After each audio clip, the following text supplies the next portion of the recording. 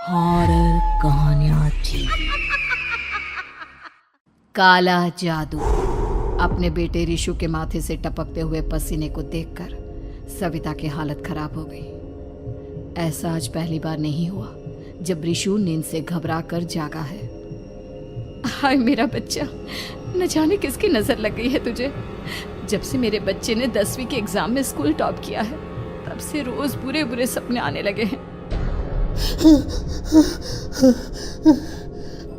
हाँ माँ, मैंने आज फिर से एक काले साए को देखा। वो यहीं मेरी आंखों के सामने खड़ा था। माँ मुझे बचा लो माँ। वो मुझसे कह रहा था कि मुझसे बदला लेगा। माँ कहीं ये प्रशांत। चुप कर, कैसी बात कर रहा है? दोबारा उसका नाम मत लेना। तुझे पता है ना, उस प्रशांत ने आत्महत्या कर ली, तो बार बार उसका नाम मत लिया कर। मम्मी, क्या सच में प्रशांत ने आत्महत्या की थी? चुप कर, बहुत सवाल पूछता है आजकल। और फिर रात के वक्त सविता के पूरे घर में एक अजीब सा काला धुआं छाने लगा। गहरी नींद में सोई सविता की जैसे ही आंख खुली उसका दम घुटने लगा। वो दौड़कर रिशु के रूम की तरफ गई जहां उसके दरवाजे पर घूमती एक काली परछाई देख वो बुरी तरह से घबरा गई। कौन है वहाँ? कौन है? सामने आओ। ये मैं हूँ, तुम्हारी काली करतूत।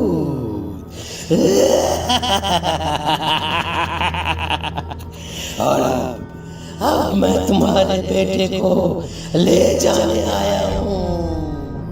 नहीं, मेरे बच्चे को छोड़ दो प्लीज। मेरे रिशु को कुछ मत करना। वो परछाई रिशु के कमरे में घुस जाती है। सविता भी उसके पीछे पीछे दौड़कर जाती है और देखती है कि अब वो साया साफ नजर आ रहा था। वो सर से पैर तक खून में सना हुआ था और उसके शरीर के सारे अंग कटे फटे हैं। क्या चाहिए तुम्हें? तुम जो बोलोगे मैं करूंगी, लेकिन मेरे रिशु को छोड़ दो। उस परछाई ने रिशु को गर्दन से पकड़कर दीवार के सहारे हवा में उछाल दिया। रिशु जोर जोर से चिल्लाने लगा। माँ बचाओ मुझे, बचा लो माँ, ये मुझे मार डालेगा। माँ मुझे बचा लो माँ। नहीं ऐसा मत करो, मुझे मार दो लेकिन मेरे बच्चे को छोड़ दो। मैं तुम्हारे आगे हाथ जोड़ती हूँ। वो परछाई रिशु को जमीन पर गिरा देती है और अचानक वहां से गायब हो जाती है। रिशु, मेरा बच्चा, तू ठीक तो है ना? कुछ बोल बेटा, क्या हुआ है तुझे? मैं ठीक हूँ माँ। क्या हुआ था यहाँ पर? कुछ नहीं बेटा, कुछ नहीं। तू परेशान मत हो। हम कल ही गांव के बाहर जो तांत्रिक महाराज रहते हैं उनके पास चलेंगे। ठीक है माँ, हम जल्द ही उनके पास चलेंगे। मुझे बहुत डर लग रहा है माँ। ये बार बार मुझे डरावने सपने आना, ये सब हमारे साथ क्यों हो रहा है माँ? अगले दिन सविता अपने बेटे रिशु को लेकर गांव के बाहर तांत्रिक के पास जाती है। जिस जगह पर तांत्रिक रहा करता था वो जगह बहुत डरावनी थी। चारों तरफ कंकाल और खूब भूतियां नजर आ रही थी। गांव से दूर वीराने में उस जगह पर जोर से आंधी चल रही थी। रिशु ने डर कर अपनी माँ का हाथ पकड़ लिया। माँ मुझे बहुत डर लग रहा है। ये कैसी जगह है? देख बेटा, हमारे साथ जो कुछ भी हो रहा है उसका इलाज सिर्फ और सिर्फ ये तांत्रिक महाराज ही बता सकते हैं। अब यही है जो हमें प्रॉब्लम से बाहर निकाल सकते हैं। जैसे ही सविता और रिशु तांत्रिक की झोपड़ी के अंदर पहुंचे, वहां का नजारा देखकर उनकी आंखें फटी की फटी रह गई। तांत्रिक की झोपड़ी के अंदर कई सारे लोग अपनी गर्दन घुमा घुमा कर जोर जोर से चीख रहे थे। कौन हो तुम और यहाँ क्यों आई हो? महाराज, मेरे बेटे को कुछ दिनों से एक डरावनी काली परछाई नजर आती है और कल रात उसने मेरे बेटे पर हमला भी कर दिया।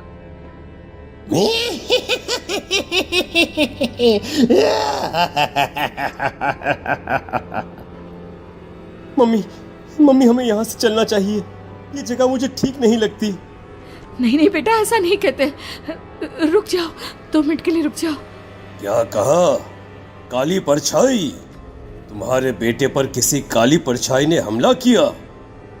हाँ महाराज, वो कह रही थी कि वो मेरे बेटे को कुछ कर देगी।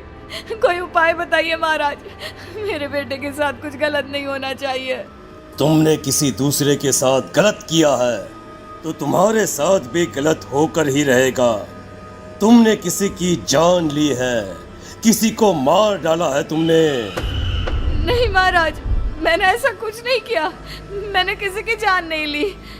मुझे कोई उपाय बताइए। लगता है तुम इतनी आसानी से नहीं मानोगी। मैं तुम्हें अभी उस काली परछाई से मिलवा देता हूँ और वही सारा सच तुम्हारे सामने लेकर आएगा। सविता और ऋषु ने डर के मारे अपनी आंखें बंद कर ली। तभी अचानक तांत्रिक की झोपड़ी में अजीबोगरीब आवाजें गूंजने लगी। सविता और ऋषु बुरी तरह से कांप रहे थे। आंखें खोलो और अपने सामने देखो। क्या यही है वो जिससे तुम कल रात को मिली थी? बताओ मुझे। हाँ, इसने कल रात मेरे बेटे के ऊपर हमला किया था। ये उसी लड़के की भटकती हुई आत्मा है जिसे कुछ दिन पहले तुमने मार डाला था। मम्मी ये महाराज क्या कह रहे हैं? क्या सच में आपने किसी की जान ली है, किसी को मार डाला है? अगर हाँ तो बताइए ना मम्मी, किसको मारा है आपने? किसको? तुम्हारी माँ इतनी आसानी से सच नहीं बताएगी बेटा। इसने एक बच्चे की जान ली है। कहीं उसका नाम प्रशांत तो नहीं महाराज? वो मेरा दोस्त है, मेरा मतलब मेरा पड़ोसी है। सही पहचाना। देखा सविता, तुम्हारा खुद का बेटा भी जानता है कि तुमने किसी के प्राणों की बलि चढ़ा दी और इसीलिए अब उसकी बुरी आत्मा तुम्हारे घर में भटकती है। मुझे माफ कर दीजिए महाराज, मुझसे बहुत बड़ी गलती हो गई। प्रशांत हमारे पड़ोसी का बेटा था। हर बार उसके नंबर मेरे बेटे से ज्यादा आते थे और इसलिए मैंने उसके कमरे के बाहर काला जादू किया था, पर मुझे नहीं पता था कि वो मर जाएगा। तुम्हारे उसी काले जादू वाली गुड़िया के अंदर एक बुरी आत्मा थी जिसने उस बच्चे के दिमाग पर बुरा असर कर दिया और उसी की वजह से उस लड़के ने अपनी बालकनी से कूदकर आत्महत्या कर ली।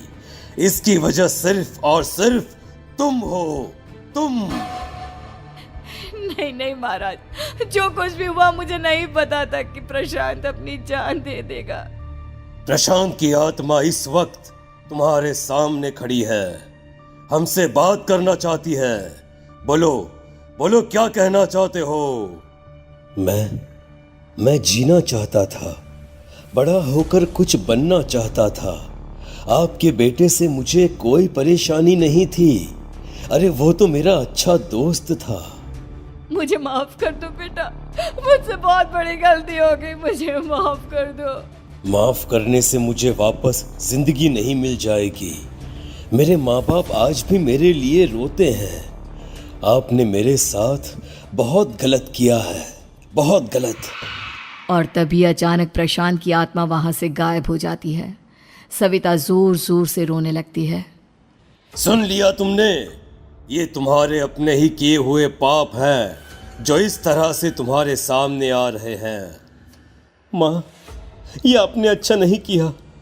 सिर्फ 10th बोर्ड के एग्जाम में मैं टॉप कर पाऊँ इसलिए आपने मेरे दोस्त के ऊपर काला जादू कर दिया।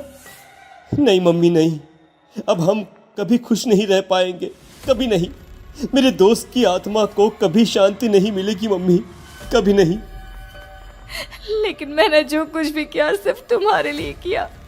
वो लड़का हमेशा फर्स्ट पोजीशन पर आ जाता था और इस वजह से हमेशा तुम्हारे मार्क्स कम पड़ते थे। मैंने तो सिर्फ उस पर एक छोटा सा काला जादू किया था बेटा। मुझे क्या पता था कि उसका ये नतीजा निकलेगा। जिस गुड़िया को तुमने उस लड़के के कमरे के दरवाजे पर लगाया था, दरअसल उसके अंदर एक बुरी आत्मा का प्रवेश हो गया था, जैसा कि अक्सर काला जादू करते समय हो जाता है। मुझे अपनी गलती का एहसास हो गया है, मैं प्रायश्चित करना चाहती हूँ। आप बताइए मैं क्या करूँ? प्रशांत के घर जाकर उस काली गुड़िया को वहां से निकालकर यहाँ लेकर आओ। मैं उसे आग में जलाकर राख कर दूंगा और उसके बाद प्रशांत की आत्मा को हमेशा के लिए मुक्ति मिल जाएगी। अगली रात सविता चुपचाप अपने पड़ोसी प्रशांत के घर जाती है। प्रशांत के माँ बाप प्रशांत की मौत के बाद उस घर को छोड़कर हमेशा के लिए वहां से चले गए थे। जैसे ही सविता उस घर के अंदर कदम रखती है, उसका सामना अजीबोगरीब हैवानियत से भरी आवाज़ों से होने लगता है। ऐसा लग रहा था जैसे कोई बुरी तरह से चीख रहा हो। सविता जैसे ही प्रशांत के कमरे के बाहर पहुंचती है, वहां पर लटकी हुई गुड़िया के शरीर से खून टपकने लगता है। ये क्या हो रहा है? इस गुड़िया के शरीर से खून क्यों टपक रहा है? सविता हिम्मत करते हुए उस गुड़िया को वहां से उतारने की कोशिश करती है, लेकिन तभी अचानक से बहुत भयानक दिखने वाली औरत उसकी आंखों के सामने आकर खड़ी हो जाती है। मैं यहाँ से कहीं नहीं जाऊंगी, और अगर तूने मुझे यहाँ से हटाने की कोशिश की तो मार डालूंगी मैं तुझे। नहीं नहीं, मुझे तुम्हें यहाँ से ले जाना ही होगा, नहीं तो मेरा बेटा, उसकी जान को खतरा है। मैं तुम्हें नहीं छोड़ सकती। अगर तुम्हारे अंदर हिम्मत है तो मुझे इस घर से बाहर ले जाकर दिखाओ। और ऐसा कहकर वो औरत सविता के ऊपर हमला कर देती है और उसे हवा में उछाल उछाल कर जमीन पर पटकती है। लेकिन तभी अचानक मौका देखकर सविता अपने हाथ में ली हुई सुई उसके हाथ में चुभो देती है। हाथ में सुई लगते ही वो औरत जमीन पर तड़पने लगती है। ये क्या किया तूने? ये क्या कर दिया? तुझे ऐसा नहीं करना चाहिए था। तांत्रिक ने मुझे कहा था कि तुझसे जीतने का सिर्फ यही एक तरीका है जिससे मैं अपने पापों का प्रायश्चित कर सकती हूँ और अपने बेटे की जान बचा सकती हूँ। और उसके बाद वो डरावनी दिखने वाली औरत एक छोटी सी जादुई गुड़िया में तब्दील हो गई और सविता ने उसे ले जाकर तांत्रिक को दे दिया। तांत्रिक ने जादुई गुड़िया को आग के हवाले कर दिया।